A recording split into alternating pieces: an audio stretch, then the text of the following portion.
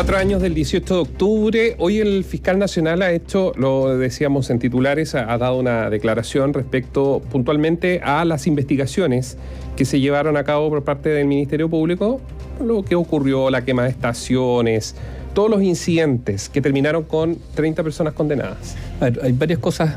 Un centenar de hechos de violencia, particularmente que investigó el Ministerio Público. A ver, está eso, está las investigaciones también por abusos policiales. Hoy día es importante lo que ha dicho. Con violaciones de derechos humanos. Y en eso es que habló Miguel Ángel Valencia. Que dice Perdón, que. Ángel Valencia. Claro, el fiscal nacional que dice que. Se han comprobado casos de violaciones a los derechos humanos durante el periodo de crisis social. Pero. Estos no, dice, estos no entrarían en la categoría de sistemático. Que es lo que dijo en su momento, y te acuerdas que le costó tantos malos ratos a quien era el director del Instituto Nacional de Derechos Humanos, que era Sergio Mico en su momento, ¿no es cierto? Dijo, sí, ha habido casos de violación a los derechos humanos, pero aquí no hay una sistematicidad, vale decir, no hay una instrucción desde el mando. No hay uno podría deducir que no hubo una instrucción del mando, ni que hubo una articulación para que estas prácticas se generalizaran. Es que en ambos casos siento que es importante. ¿Por qué? Porque actualmente el general director de Carabineros, el responsable de la institución de Carabineros de Chile, está siendo investigado, al igual que el antiguo general, el anterior, Mario Rosas, y por eso yo creo que es importante las palabras que dice el fiscal nacional, porque en definitiva uno se pregunta, ¿entonces esto va a quedar hasta ahí? No hay fuerza, porque en un minuto la fiscalía lo que... A ver, la teoría era que aquí hubo instrucción de, y por eso es que estaba el mando policial. Uno podría decir que las palabras del fiscal nacional podrían liberar de responsabilidad a los mandos, no así a quienes cometieron esos actos. A ver, que quede claro. Estamos hablando. Podría liberar a los mandos de la acusación de que ellos por responsabilidad de mando son coautores. La instrucción o la omisión. Ahora, porque ese era el otro término. Esto habrá que verlo en sede judicial, como se dice, pero es relevante lo que dice el fiscal nacional, y además yo insisto, está en línea con lo que dijo en su momento el entonces director del Instituto Nacional de Derechos Humanos. Ahora, por parte de las organizaciones defensoras de los derechos humanos sigue habiendo una fuerte presión para que haya mayor diligencia, rapidez, digamos, en los procesos que están abiertos. Eso también. Ahora, hay otro elemento del cual no se ha hablado en estos días, pero que también está presente, que tiene que ver con la metodología para entregar beneficio a las personas afectadas, ¿no es cierto? Como parte, digamos, de... yo pensé que los beneficios a quienes fueron condenados por acciones delictivas en el contexto del 18 de octubre. Bueno, eso uno... porque esos sí recibieron beneficios, mientras que los que debían recibir beneficios más rápido, que fueron víctimas de los... Bueno, aquí hay dos cosas. Por un lado, las personas afectadas por violación a los derechos humanos y que, por lo tanto, han obtenido, algunos de ellos, beneficios, ¿no es cierto?, reparaciones por parte del Estado, otras personas condenadas, que eso fue un compromiso del presidente Boric en campaña, de una... ¿Te acuerdas? Se habló de amnistía, no amnistía, pero en algún momento sí, sobre ello.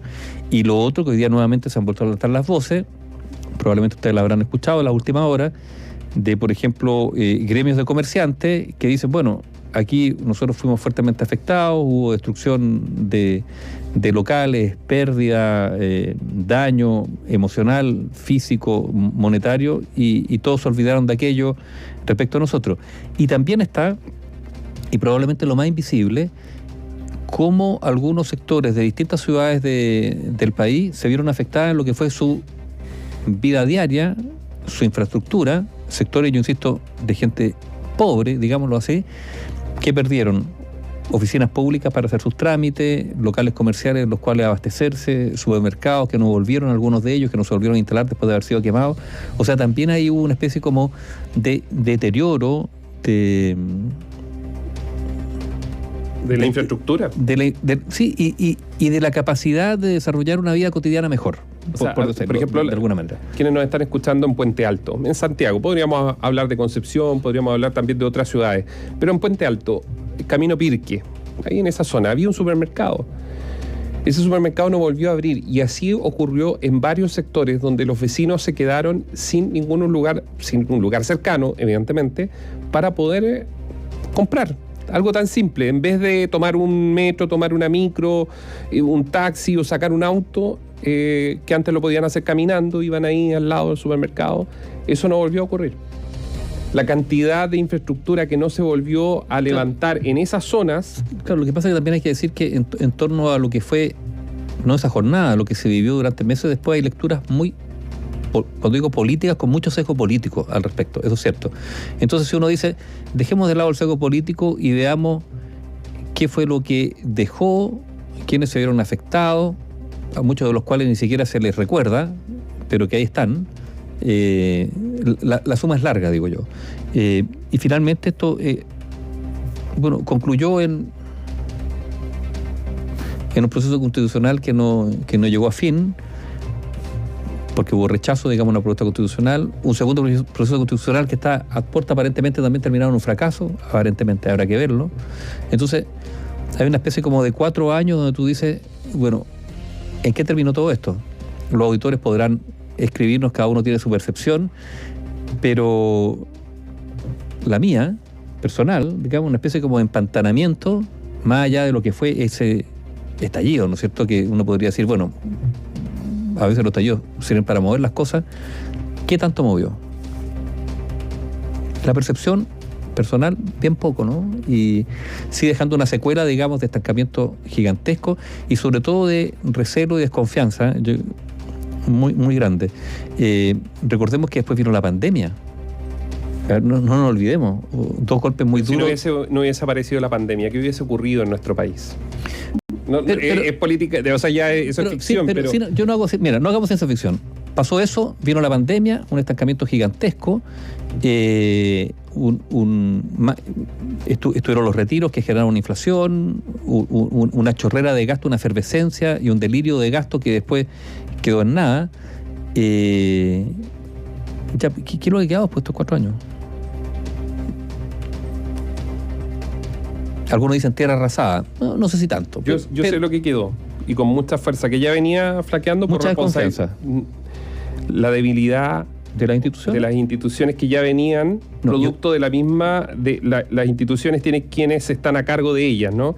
Y ellos se habían encargado de orar toda la institucionalidad del Estado. Pero también un Estado... Y lo siguen haciendo cuando los supremos se siguen juntando con el ministro de Justicia porque el conservador de Wynne no les gustó los nombres que habían y quieren retirar. Otra cosa, Néstor. Es que todo eso al final es destruir el daño de mucha gente que debió ser altamente responsable y no lo fue por cuidar sus intereses propios. Y hasta el día de hoy lo siguen haciendo. Por ejemplo, el conservador de Wynne. El ministro Cordero debería hablar de eso en vez de andar hablando de otras cosas. Pero hoy día nos encontramos también con un Estado más desnudo, digamos, porque no fue capaz de, porque ya venía siendo incapaz de, pero eso también es cierto, y una especie de orfandad de muchos que dicen, bueno, quedé más desprotegido que antes. Hubo además en ese contexto un crecimiento gigantesco del crimen organizado ante el debilitamiento de la institucionalidad. Ante esa anomia, esa ausencia de Estado en muchas partes, el crimen organizado se apoderó territorialmente de esos espacios y eso es visible en el día de hoy. Y raya para la suma, claro, uno podría decir mayor inseguridad, dilemas para la sociedad chilena que se presentaron y que incluso se hizo un catastro de aquellos en el contexto de aquellas movilizaciones que siguen estando ahí, que no tuvieron una gran resolución, y una clase política que, de nuevo hablando de la clase política, que la solución pasa por ello, que finalmente apostó por una salida vía modificación o elaboración de una nueva constitución que hasta el momento no ha cuajado, pero donde también siguen mirándose, fíjate, yo diría como mostrándose los colmillos. A la larga seguimos en eso todavía. Y por eso, mira tú lo que ha sido la constitución de mayoría, en este caso parlamentaria.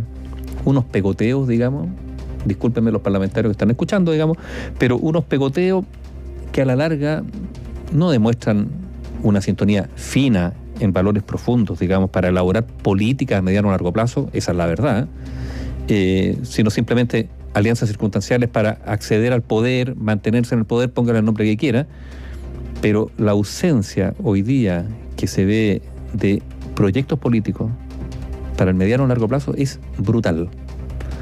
Y uno podría decir que también eso era lo que las movilizaciones pretendían, ¿no es cierto?, superar. Pero no, hoy día hay desde la política muy poco sustantivo que ofrecer. Y yo creo que eso también genera un espacio para cualquier aventura. A 4 años del estallido uno mira y parecemos toda una especie de hámster en estas rueditas que los hámsters dan vueltas. Pero el tema es cuando terminamos de dar vueltas. Pero con menos plata. Un país más pobre. Bueno, pero es que tú después de tantas vueltas ya energía tienes bastante poca. Porque se gastaron los ahorros. Y podemos hablar de lo que dijo hoy día el Consejo Fiscal Autónomo ante el Congreso, referido, digamos, al balance estructural y a lo que espera o a la advertencia que hace sobre el presupuesto del próximo año. Porque claro, porque además después de 4 años este es un país más pobre, mucho más con pobre. Más pobres, ¿qué dice? Con más cesantía y donde uno no ve muchas articulaciones para generar espacios de crecimiento, de dinamismo para que la gente tenga mejores sueldos, mejores trabajos, incorporaciones a estándares de vida mejores. El Consejo insiste en su advertencia de que podrían repetirse en los próximos años factores que han afectado negativamente los ingresos y el alza del gasto del año 2023. Respecto a las proyecciones iniciales, y esto es súper importante, dice la DIPRES en su informe del tercer trimestre del 2022, entre sus riesgos están una menor actividad y márgenes operacionales de la minería. Está claro que cada vez sube más el precio por el de extracción del cobre, una reactivación económica débil, mayores precios permanentes de gasto por el cambio climático, que duda cabe, los incendios forestales, las inundaciones, y además agrega algo muy importante, más gasto público en salud por el potencial impacto fiscal que podría tener el traspaso masivo de afiliados de ISAPRE a FONASA. El Consejo Fiscal Autónomo, que está formado por economistas de renombre, que es lo que tendencias, distintas tendencias políticas. ¿Qué es lo que dice? Ojo con este presupuesto que nos están presentando, porque podría ser demasiado optimista, en el sentido está aventurando un crecimiento que quizás no sea tal. Todos los números dicen otra cosa a lo que el Ministerio de Hacienda y la DIPRES nos está entregando con el informe el Ministerio de Hacienda dice, esta va a ser la economía del próximo año, y de acuerdo a los antecedentes que nosotros tenemos, parece que no va a ser tan así. Y por eso dice que está el tema del cambio climático metido de promedio. O sea, no solo eso, y además, por ejemplo, dice, y ojo con niveles de endeudamiento que podrían llegar a ser superiores a lo que están siendo consignados por el presupuesto. ¿Por qué? Porque se está aquí promoviendo un gasto, un aumento del gasto, o un gasto que no está claro cómo va a ser financiado. Y por eso dice, ¿para qué quieren seguir endeudándose? 21 mil millones de dólares. Ustedes están pidiendo 21 mil millones de dólares de endeudamiento. Bueno, ¿cuál va a ser el gasto de eso? ¿A qué se van a destinar esos 21 mil millones de dólares? Esto es todo un tema de debate. Seguramente este documento va a ser elemento o un insumo, digamos, para el debate presupuestario de todas maneras, porque le va a dar argumento, en este caso, a la oposición, por ejemplo, para decir, bueno, especifiquen con mayor detalle cuál es el gasto que ustedes tienen contemplado, digamos, en estas cifras gigantescas que en los presupuestos o las leyes de presupuesto se presentan, ¿no es cierto? Pero una advertencia seria, digamos, respecto a un tema en el cual el país ha flaqueado, y digo el país, no digo el gobierno, digo el país ha flaqueado hace ya un buen tiempo, que tiene que ver con la capacidad de crecer, y cuando se dice crecer, efectivamente generar condiciones para que haya empleo, bueno, trabajo, ingresos y oportunidades para muchos que hoy día las ven bien cerradas. Hace tiempo que no hay, bueno, cada cierto tiempo hay encuestas sobre la percepción económica, ¿no es cierto? Es bien interesante aquello respecto al mayor pesimismo u optimismo respecto al futuro del país en materia económica, y los datos en el último tiempo no han sido buenos al respecto. O sea, no hay una mirada muy optimista respecto al devenir económico del país, y eso se traduce, y por eso este documento, ¿qué es lo que se traduce? En la posibilidad o la advertencia de que la época de vacas flacas se mantenga en lo menos el próximo año. Análisis sin compromisos. Opinión independiente.